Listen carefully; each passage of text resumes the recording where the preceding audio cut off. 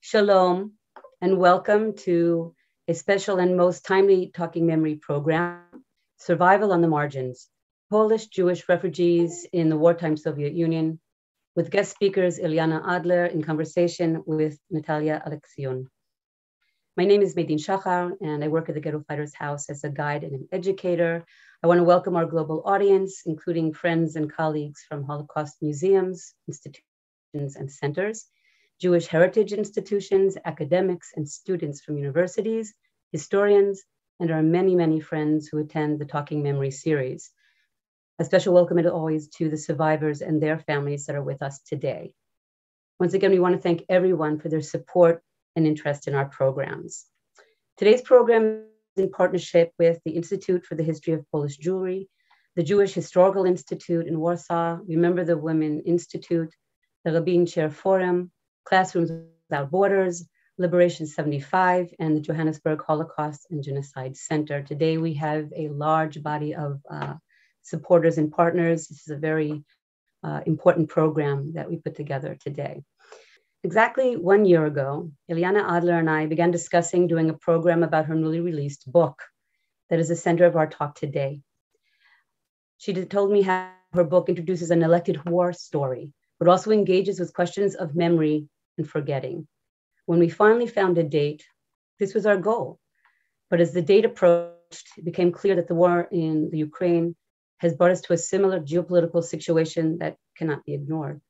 As we see the plight of millions of refugees real time, as Ukrainian forces retake areas around Kiev previously held by Russian troops, we also see the atrocities by Vladimir Putin's army that are being seen for the first time. It is our moral obligation to acknowledge what is happening.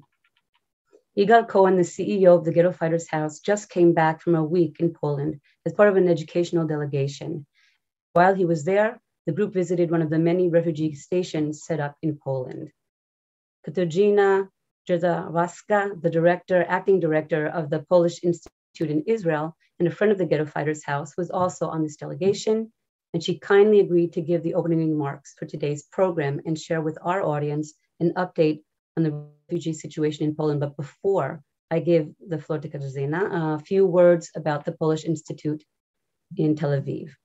The Institute deals with the presentation of Polish culture, history, and national heritage in Israel, as well as the promotion and cooperation in the field of culture, education, science, and social life.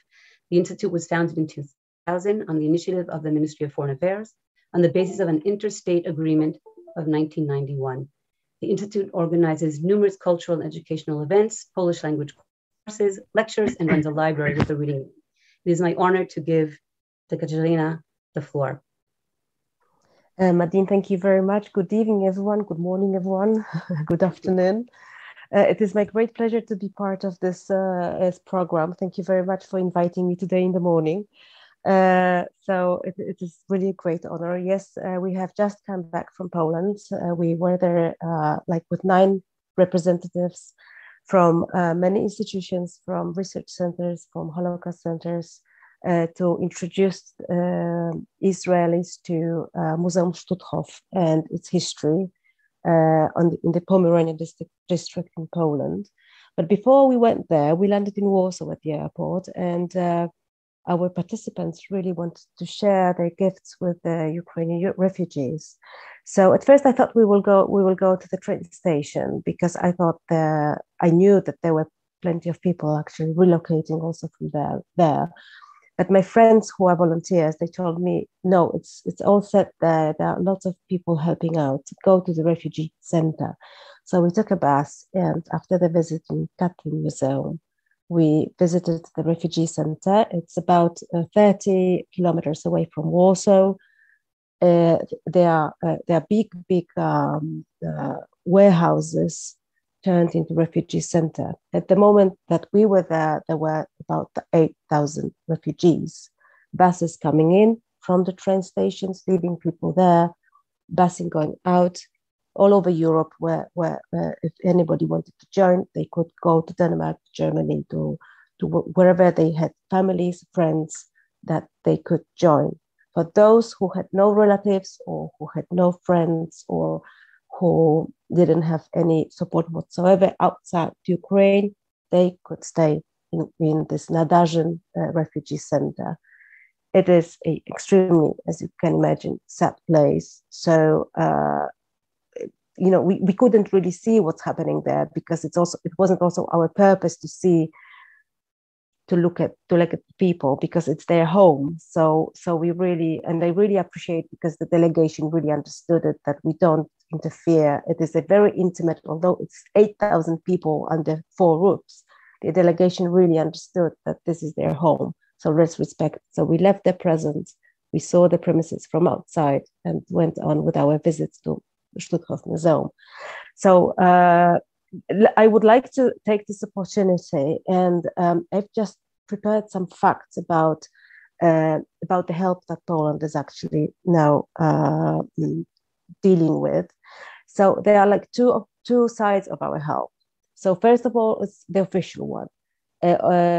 Up until yesterday, I don't have the numbers from today, but up until yesterday, the number of the refugees increased to 2,400,000 something persons from 185 countries, and I think we have 200 altogether in the world, and which of them 1,700,000 are Ukrainians.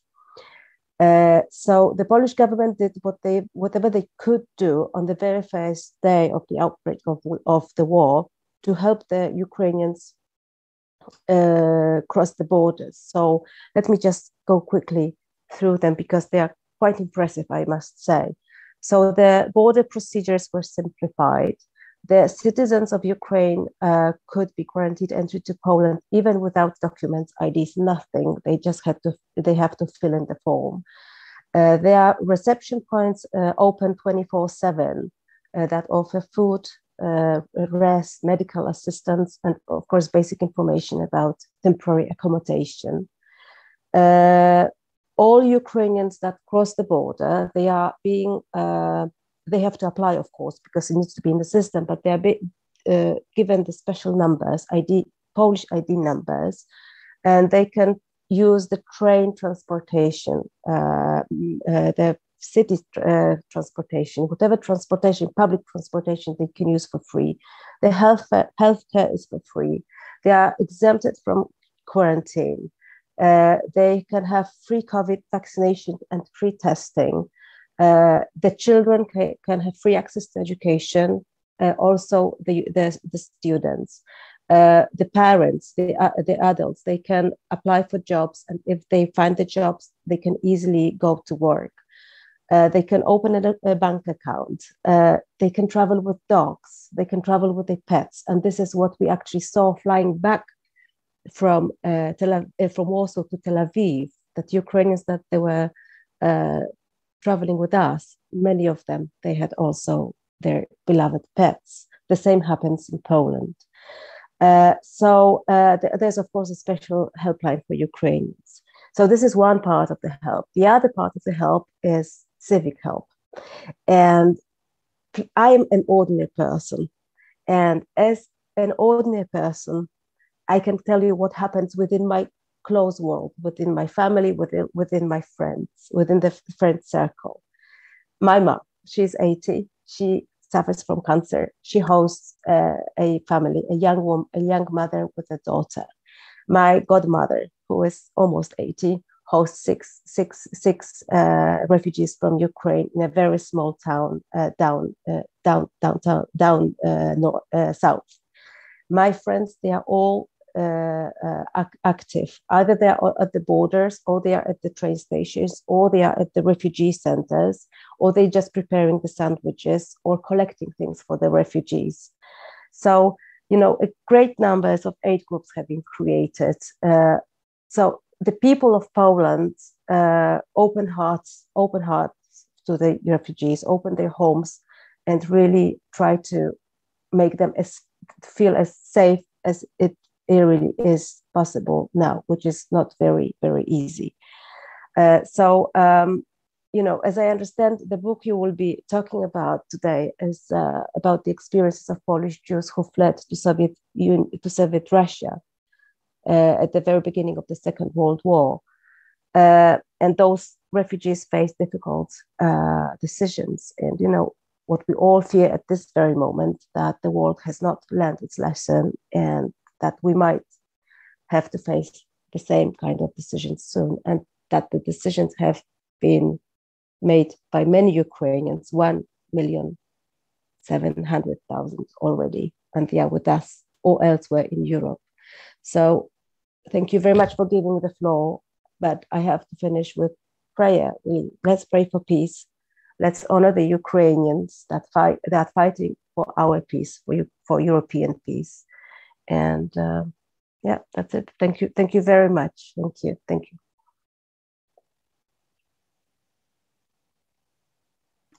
Now I can say thank you, Katarzyna, for sharing this information real time with us. It's very important for us to know what's happening. And I have to say, when I see what's happening now, I remember Yuda Bauer, who said that we can use the Holocaust as a warning or as a precedent. And I always said, we're using it as a warning. And today, I feel like the world has changed and we're seeing the Holocaust as a precedent and not as a warning. I take your prayers with me as well, and I hope that we can bring peace back to Europe. Thank you again for coming and speaking with us.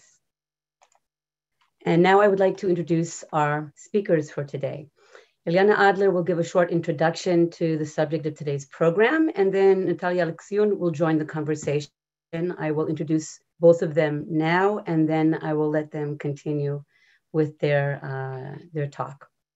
So I'll start with Dr. Eliyana Adler, who is an associate professor of history and Jewish studies at Penn State and teaches and studies East European Jewish history.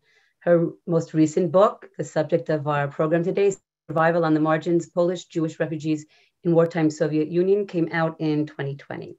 She is also the author of In Her Hands, The Education of Jewish Girls in Tsarist Russia, and the co-editor of Jewish and Romani Families in the Holocaust and its Aftermath, Reconstructing the Old Country, American Jewry in the Post-Holocaust Decades, Poland 30, Jewish Education in Eastern Europe, and Jewish Literature and History in Interdisciplinary Conversation. She has published articles in Holocaust and Genocide Studies, Yad Vashem Studies, East European Jewish Affairs, Poland Jewish Social Studies, and other journals, and held fellowships sponsored by the U.S. Holocaust Memorial Museum, Yad Vashem, and the German Historical Institute, among other institutions. Dr. Adler's current work focuses on East European Jewish memorial books, and I'm looking forward to that. In 2021, she was awarded the prestigious International Book Prize for Holocaust Research by Yad Vashem's International Institute for Holocaust Research. And in 2022, in January, I believe, the inaugural Rachel Feldhay-Brenner Award in Polish Jewish Studies. So thank you so much for being with us today. And Natalia Aleksiun, once again with us, thank you for coming as well. Natalia is currently a fellow at the Warsaw Institute for Advanced Study, next academic year, she will be at the Harry Rich Professor of Holocaust Studies at the University of Florida. Previously, she was an associate professor of modern Jewish history in the Graduate School of Jewish Studies at Touro College, New York. She has published extensively on Polish Jewish history, Jewish historiography, and Polish Jewish relations in the 20th century, including Where To, the Zionist movement in Poland, 1944-1950. She co-edited 2 volumes of Poland, examining Holocaust memory and Jewish historiography. Her book, Conscious History, Polish Jewish Historians Before the Holocaust, was released last year, and we were very honored to do a virtual book launch in June of 2021. She is preparing a volume of Poland devoted to Jewish childhoods, children, and child rearing in Eastern Europe, and a monograph on Jews in hiding in Eastern Galicia during the Holocaust. She is also co-editor-in-chief of East European Jewish Affairs. And with that, I would like to invite Eliyana from Israel and Natalia that just arrived back in Poland to take the floor. Thank you. Thank you so much, Medine, for your lovely introduction, and all the sponsors today and the many participants for coming, and Katarzyna for sharing some real-time updates. And of course, Natalia, thank you so much for joining me for this conversation. I'm going to try to give a really brief introduction of the story of the book, and then we can talk about it together, Natalia and I, and also get questions from the audience. And it is, as many of you are aware, it is a hard story to go over quickly. There's just so much. It's so big. And so I will use some images to help us understand that. This is one family's route of surviving the war, one Polish Jewish family, and how they survived. And you can see very briefly that they began in Krakow. When the war started, they fled to Lvov, which became Soviet Lvov. From there, they were taken north into the Arctic, eventually east into Western Siberia. From there, they moved south into Central Asia, Tashkent, further south, then into the Caucasus, into Russia, finally back to Poland, although they ended up in, it says here, Stettin, but it became Szczecin. So they ended up in the Western new areas taken into Poland. So this is each family, each individual had a different experience and a different story. And I show this map partly because it gives us a sense of the breadth, just how far, and there were people who went further east, of course, and also because it also gives us a sense of the variety. People went all different places, and I'm going to give a very schematic introduction. So I talk about a number of sort of different chapters in the war experiences of Polish Jews who survived in the Soviet Union. And the first one was flight. They had to make a decision what to do when the war started. Of course, Poland was partitioned, with the Germans taking half, the Soviets taking the other half, and all Polish citizens had to consider where they wanted to be. But for Jews in particular, it was a very live question. And a relatively small number, but still significant, possibly about 300,000, chose to leave the German-held territories and become refugees in the Soviet-held territories. So that first picture is of flight, just the moment of people abandoned cars, there's wagons, there's people on foot, people on horseback just trying to get away. Once they entered the Soviet territories, they joined the Polish citizens, Jewish and non-Jewish, who already lived in those territories that the Soviets had taken, and underwent rapid Sovietization. All aspects of life, education, culture, religion, property, work, everything had to change overnight. And there were winners and losers in that, as in every sort of rapid change. And the photograph in the center on the top shows a Polish Jewish refugee in Lvov, now Lviv, carrying kerosene lamps to sell on the black market. The Soviets were at first very concerned with the citizenry. They gave them all automatic Soviet citizenship. They created a sort of a quote unquote plebiscite where everyone voted to become part of the Soviet Union. They voted for representatives. Those, what had been Eastern Poland became Western Belarus and Western Ukraine. All of that happened very quickly. And only months later, in February and March of 1940, so the war started, of course, in September of 1939, did the Soviet officials get around to offering the refugees an ultimatum. And they were concerned about the refugees partly because they didn't have work, and many of them were involved in black market trading. They were also concerned that they were just sort of getting around the rules because they weren't citizens. So they had a choice to become Soviet citizens and have to move away from the border areas, or to go back to the Polish territories. We can talk more about that decision and why, but most of them at that moment signed up to go back to the Polish territories held by the Germans. Several months later, in June of 1940, they were deported. They entered train cars. Many of them still thought they would be going to their homes, back to their families under Nazi occupation, but in fact, they were taken east to essentially labor camps. They were called special settlements, usually isolated, often involved in forestry work, sometimes mining or other work. They were told they would never be released, that the only way to be fed was to meet the daily norm. The picture on the top right is a 14-year-old drew the special settlement that in 1943 he drew it, where his family was incarcerated.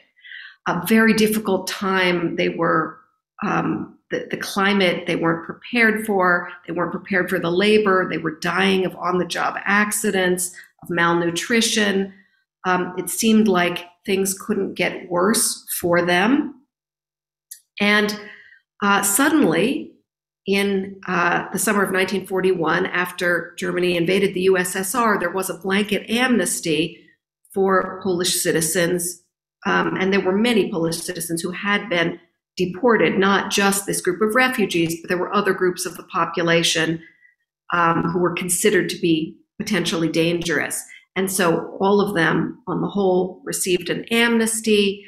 Many of the Polish citizens went south. They couldn't take it anymore in the north, in Siberia, in the Urals, in the Arctic. They hoped that conditions would be better in the south. They didn't realize that millions upon millions of Soviet citizens would evacuate into those areas also.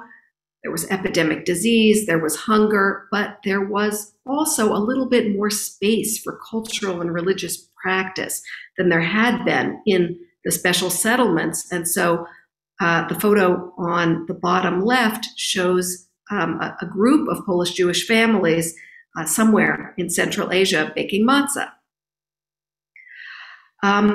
It was hard for them. Eventually, they settled in.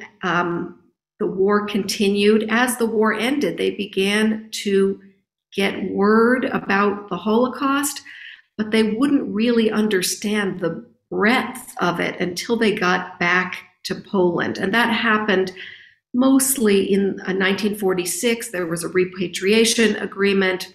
We see a photograph of a family getting ready to go back. What they found was very shocking, very terrible. It was so much worse than they could have imagined.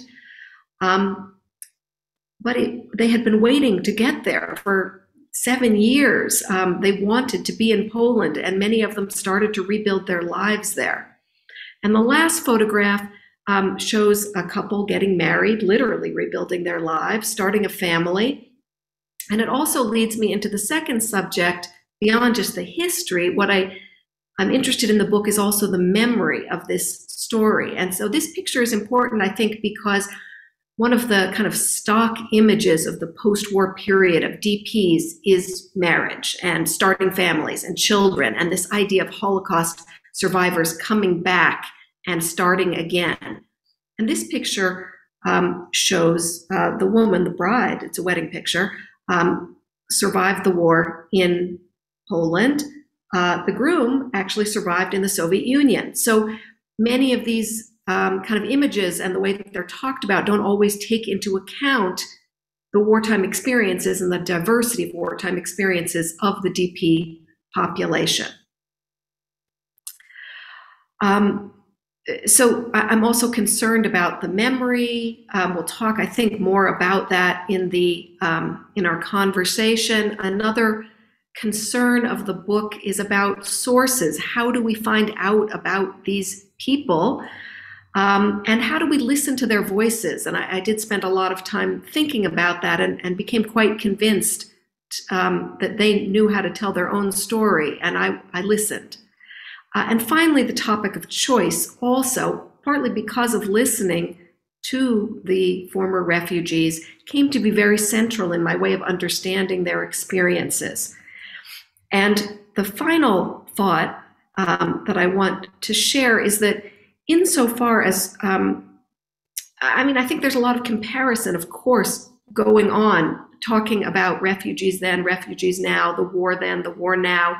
It's being fought in many of the same areas. We recognize that. And it's very moving and powerful for many of us. Sometimes those comparisons can go too far. They're not the same war. People aren't being treated in the same ways, and we don't yet know the outcomes of this war. But I do think in regard to refugees, there are so many similarities and parallels. And so I just want to end by looking at two images of the bombing of Kiev, one in 1941 and one in 2022, and two quotations from refugees, one from a diary from 1939 of a family trying to decide if they should leave Łódź, should they stay, should they go, talking about it every day, and one from my friend and colleague trying to decide if she should leave Kiev on the 8th day of this war. Thank you. Thank you so much, Eliyana. And we're really only giving, I think, our audience a taste of your book, both through your talk and through our conversation.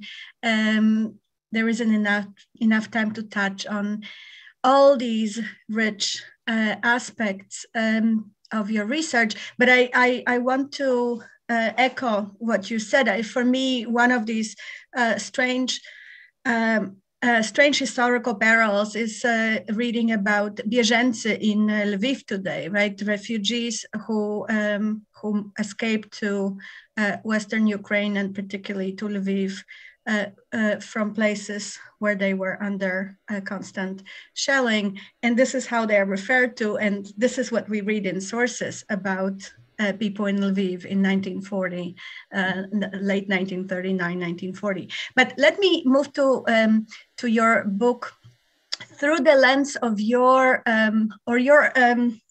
academic biography and your path to this project. So as we heard in the introduction, you started as a historian of Russian, Imperial Russian experience with particular interest in education and education of women. What brought you from late 19th century to studying the Holocaust? We'll come back to how, but to studying the Holocaust and studying the experience of Polish Jews, and what questions propelled you to this new project? A couple of answers. One is that I originally conceived this as an educational project also. I thought I was going to study some of the educational institutions that the Polish Jews established in Central Asia in particular. But I soon discovered that there wasn't enough context to put them in. I kept having to expand and expand and expand my project, and pretty soon I was writing a book that wasn't only about education any longer. I also see, to some degree, I mean, I have certain, recurrent interests about religion, modernity, change, gender, Jewish responses to difficult situations. And I think that those are very much present in both of these projects. And then I also find myself sort of skirting around the Holocaust to some degree, writing about before, writing about next to, now I'm currently writing about after. Right, but it's fascinating. I think that another line connecting is the question of marginality, right? I mean, you wrote your first book about a project of modern education for Jewish girls, which was not the main focus of the modernizing project. And here also, it's surviving on the margins, and you make this powerful argument how the story has been forgotten, has not been talked about for a long time. And I want to come back to this forgetfulness, which is particularly striking just looking at the comments and questions we have in the chat. So many people are writing about their experience, their family experiences, right? So this, and you talk about how this is at least 200,000 Polish Jews, the vast majority of the number of survivors we have after the war. So what do you make of how the story became or came to be on the margins of how we think about the Holocaust experience? Yeah, I've been thinking a lot about this, and some people have provided answers. I mean, as you know, I've talked about, for example, the Cold War and a kind of sense of comparative suffering. But more and more, I'm convinced that it wasn't so much a reticence about talking about this amongst survivors, returnees, repatriates, but that the Holocaust was their story. That is, they too lost family, they lost everything, and they joined that memorial culture, which happened in Poland after the war, in the DP camps after the war. And I don't think they joined it sort of out of silence or on the margins. I think they joined it full on because they were mourning their dead as well. And so to me, in some ways, the question is how their story got separated from the Holocaust, because I think there was a possibility, sort of a moment when it was all one experience. It was just surviving the war or dying during the war.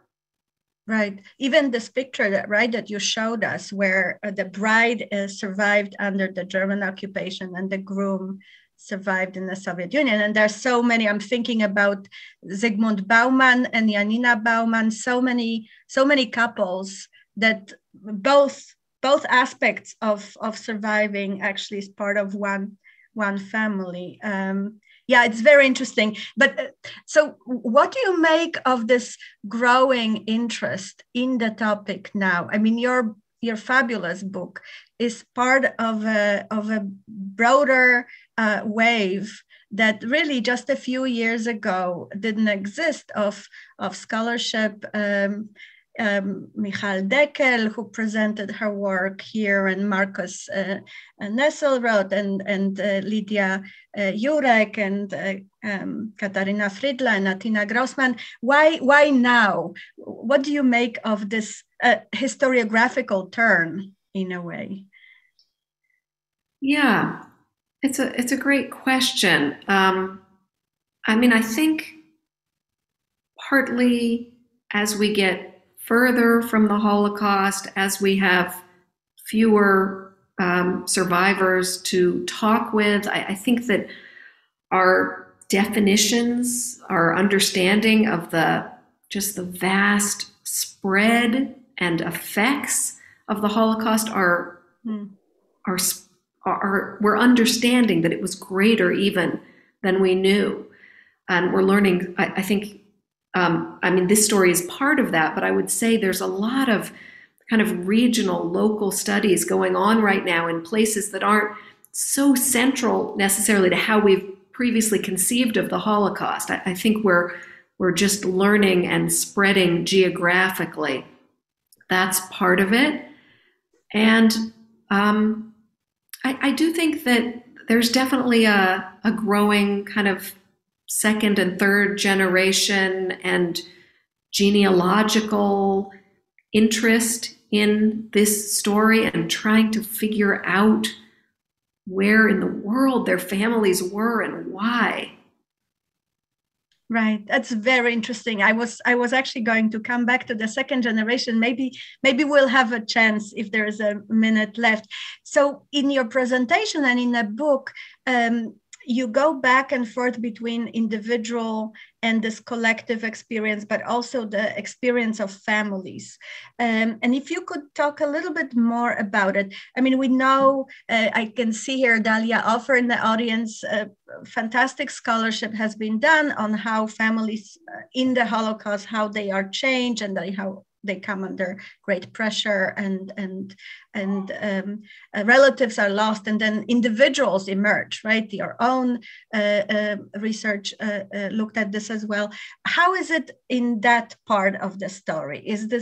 Do we have more of families staying together? Is this more of a collective communal experience? How do you see it? So some people fled with families, nuclear, extended. Some people fled individually or in sort of groups of relatives or local people. So they're all different kind of starting points. And then, of course, as you say, there are deaths, there are opportunities sometimes for work or for education, that people go in different directions. So there is, there's of course people who join voluntarily in various militaries, and then people who are mobilized against their will in various militaries. So there's all sorts of reasons that people are forced apart and separated. But I do think overall,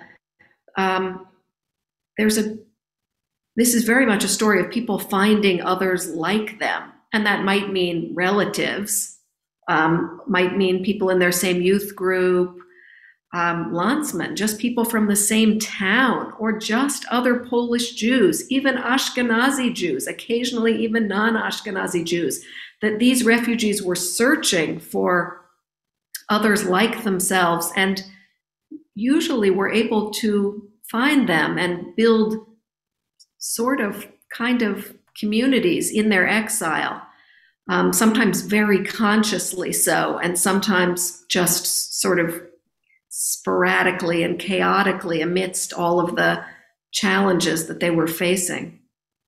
Right, but it's striking, that picture that you shared with us, right? That this is sort of I think a family unit in front of that car, something that we don't see before among Polish Jewish survivors, before the trains from the Soviet Union begin arriving, crossing the new border. So I think in that way also it's a very important part of the bigger story of the Holocaust. But I want to make sure we have a few minutes for the audience. So I want to also open the question that you just slightly alluded to, that is your listening to stories, listening to voices, and your encounters with your witnesses and with the sources. If you could just give us some examples of serendipity in these encounters. That's a great question. That's a question from someone who likes doing research, clearly. Yeah, a couple of, sometimes we find what we're looking for, and sometimes we find something we're not looking for. I would say I went to Kazakhstan. I did research there. I kept looking and looking for material about these Polish Jewish refugees and what they experienced and where they were sent and how they were surviving. And they weren't there.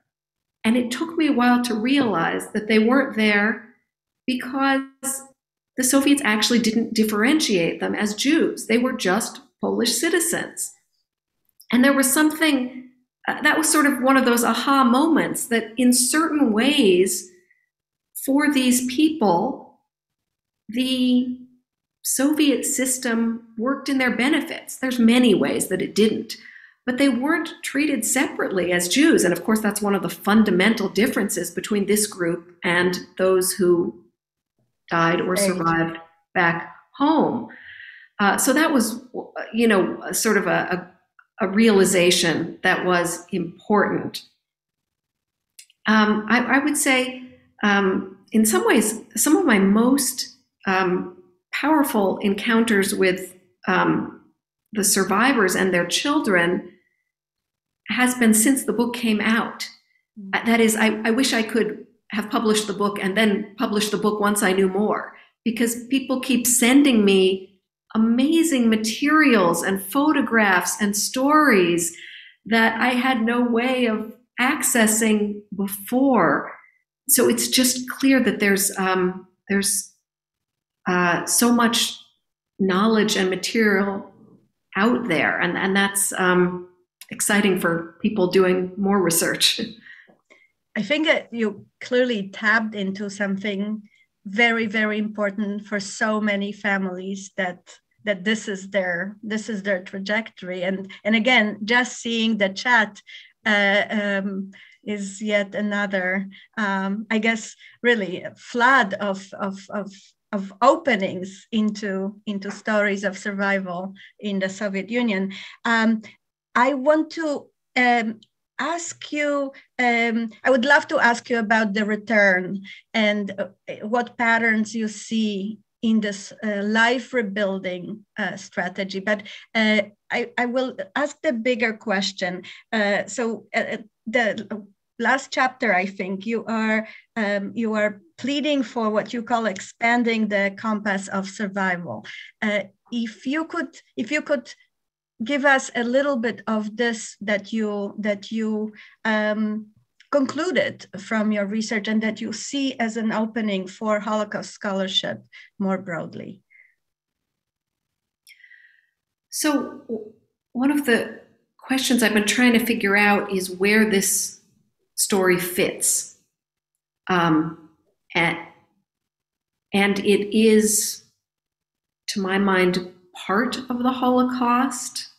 Certainly these refugees start off with other Polish Jews. They experience the invasion, they experience the initial humiliations and the terror. Some stayed for months, some stayed for a shorter period of time. And then after the war, they rejoined that community, as we were discussing. So in many ways, and of course, the war caught up with some of them. Some of them were still murdered by the Nazis or barely got away.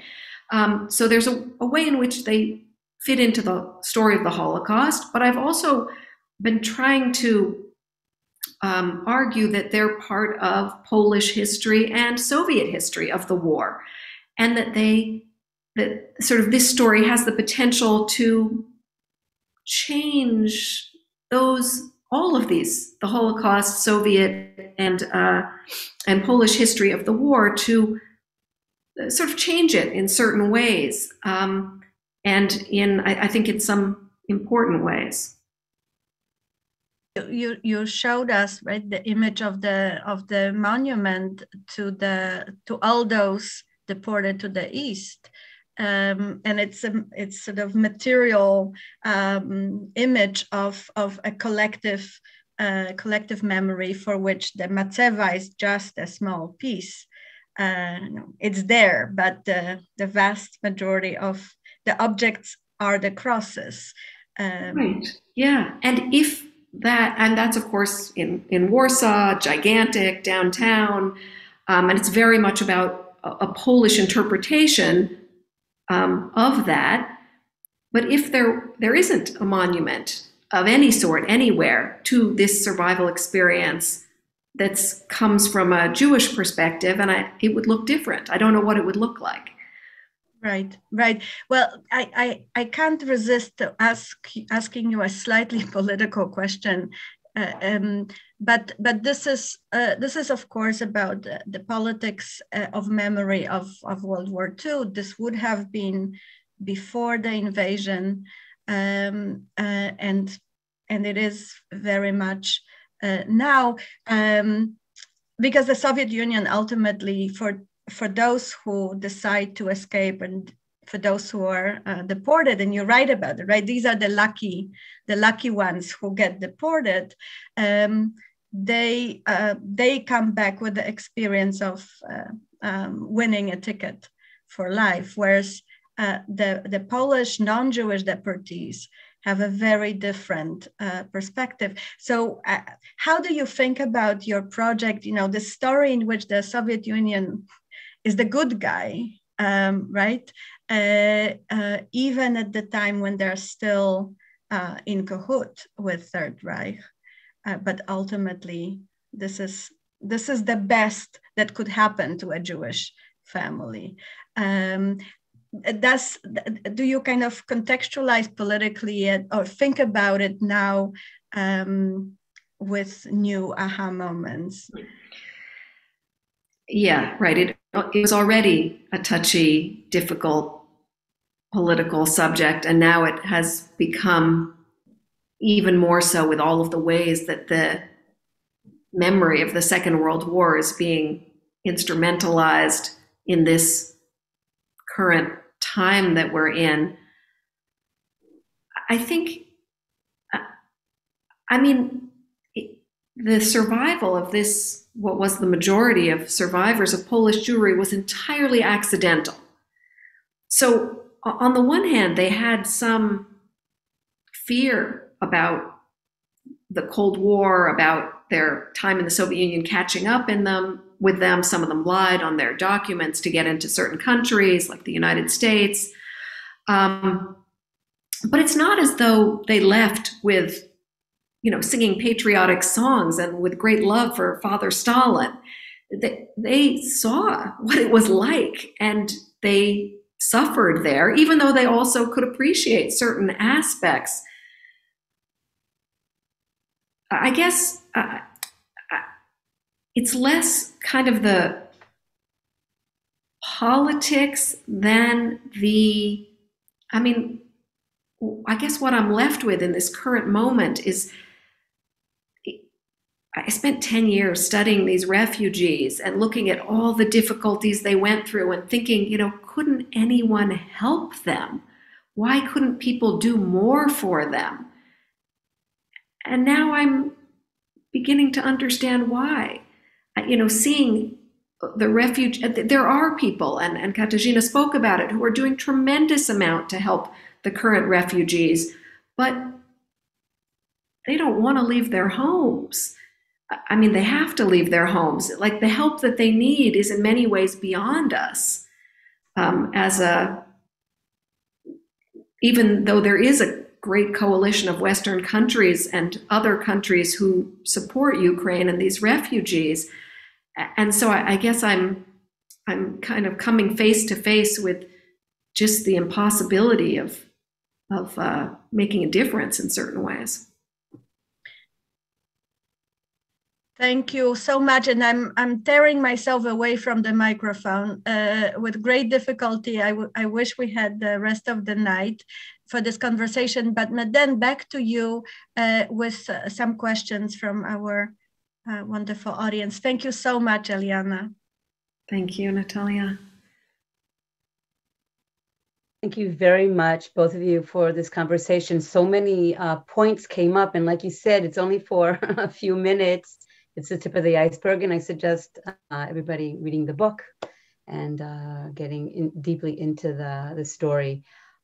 First of all, I want to acknowledge the families that are in the audience today. I always know that there are survivor families in the audience, but today we especially want to acknowledge the families that are sharing their stories. And like every human story, it's very complicated, and we have many different perspectives on what happened. For example, one person writes that their, I think, father-in-law or mother-in-law didn't see herself as a survivor, which is, connecting to what Natalia said about expanding how we see the survivors and who a survivor is. I also got a comment before the program about the same situation. Should we be calling these refugees that were able to escape Holocaust survivors? Because I put the flyer in some of the Holocaust groups, and I was like, yes, thank you. Okay, so I'm also debating what to do. Dalia Ofer is in the audience, and she asked to say a few words after the presentation.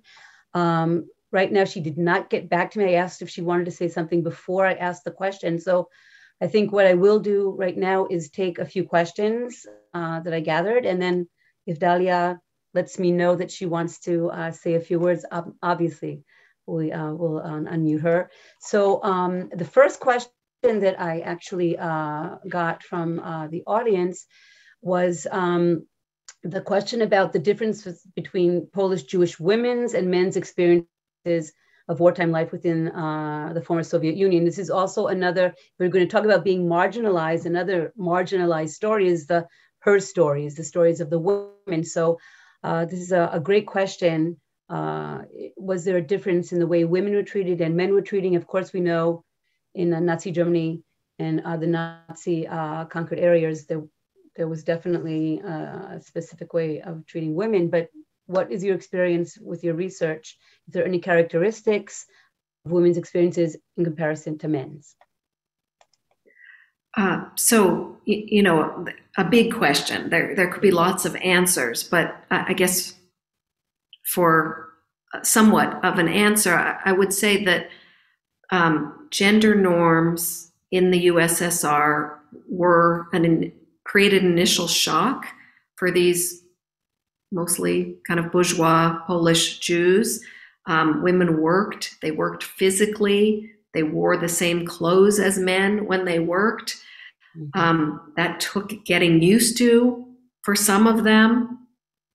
At the same time, women also had professional opportunities and educational opportunities in the USSR that were less common, had been less common in interwar Poland. And also Jews in many cases had trouble getting into educational institutions, upper level in interwar Poland. And that wasn't as much of an issue in the USSR. So for young people, there were certain opportunities. For older people, it was shocking. And then there's just the sort of development of something.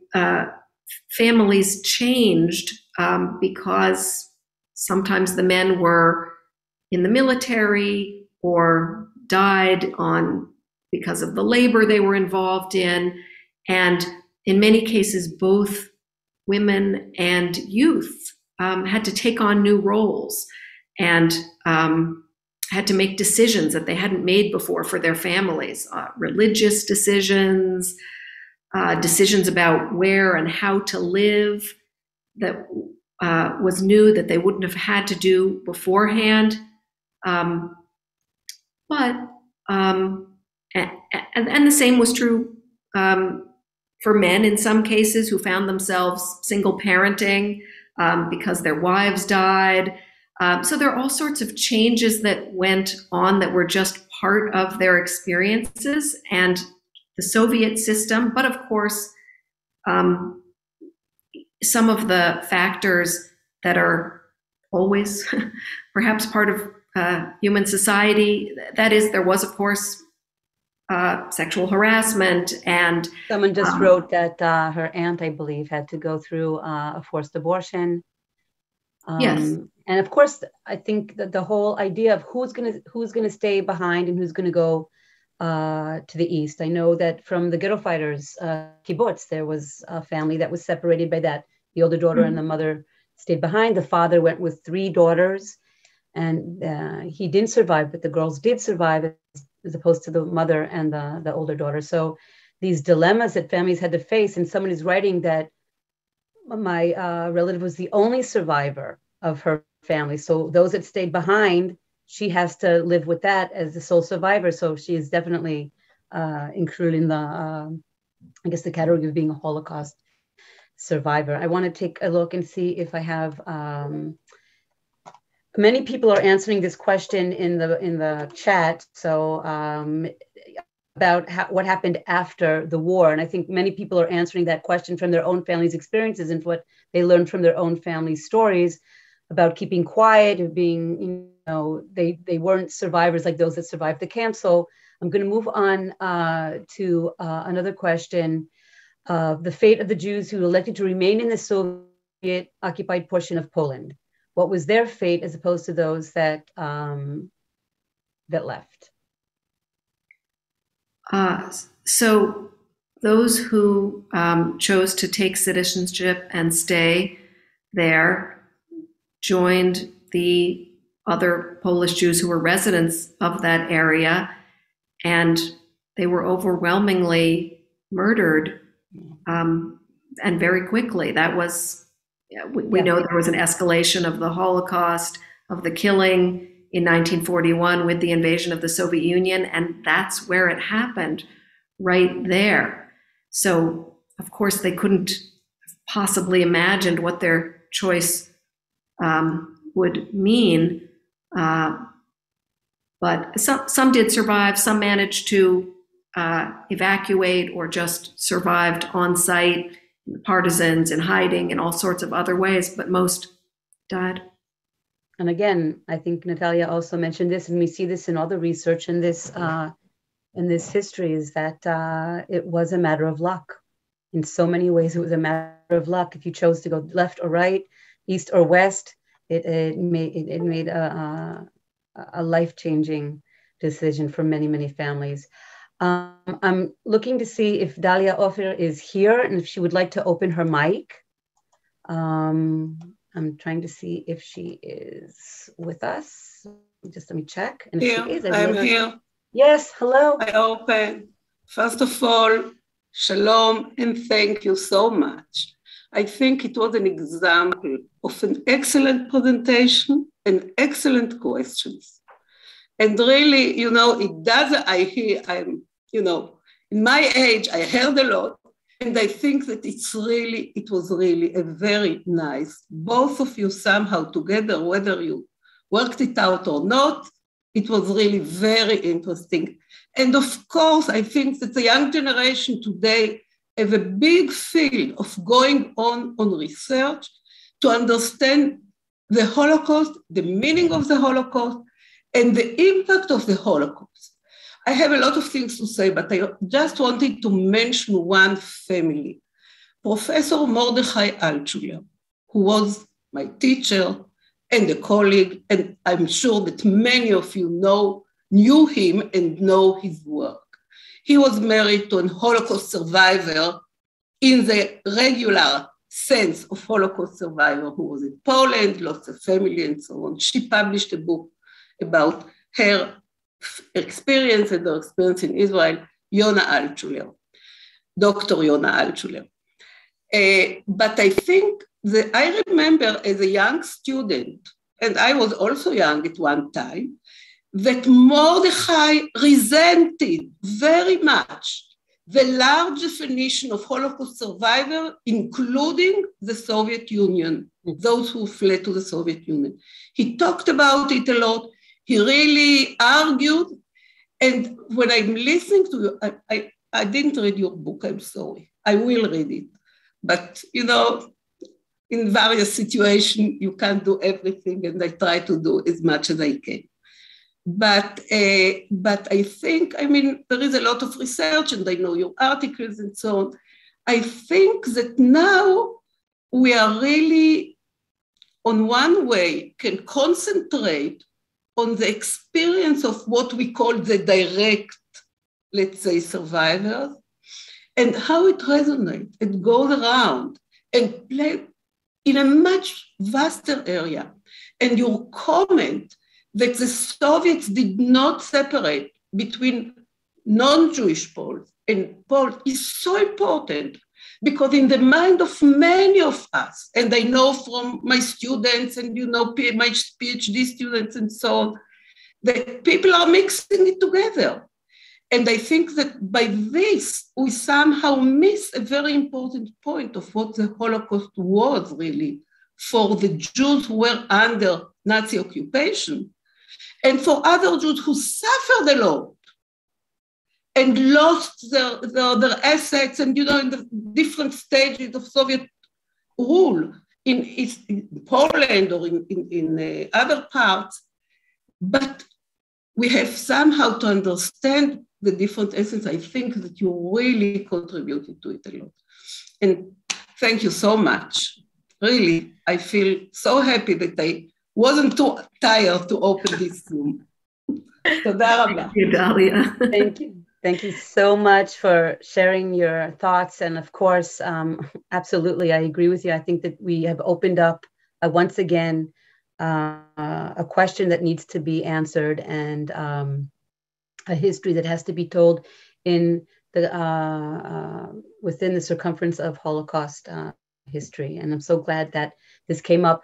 I want to thank again Dr. Eliyana Adler, for coming to speak about her research and the 10-year mark, right, Natalia? Everyone says 10 years. So the 10 years of your research and adding to our knowledge about a history that really was marginalized in many ways. And as we see in the discussion, in many ways, not only marginalized, but maybe even taken out of the Holocaust narrative. And now it is definitely being put back in your work and other works that Natalia discussed. Natalia, and thank you again for being with us. I can hardly wait to meet you live. I hope you're getting closer. Now you're in Poland. We just have to get you into Israel. It will happen. It will happen. Thank you again for being here and for the interview and for having this conversation with Eliyana. It really was something that we worked on for such a long time for it to take place, and it finally did. And of course, I want to thank Katarzyna for giving the opening remarks and sharing with us what is happening in Poland today, what's happening with the Ukrainian refugees, and for keeping us aware of what is happening in our world today. And I want to thank our audience. I want to thank the families of the survivors that are with us, the children that were born in the former Soviet Union that are with us today. And for all those that contributed in the chat, for those that just came to listen and to learn and to gain knowledge about this history and to talk memory. Thank you again, everyone, and I wish everyone peace. Toda and shalom. Laila tov.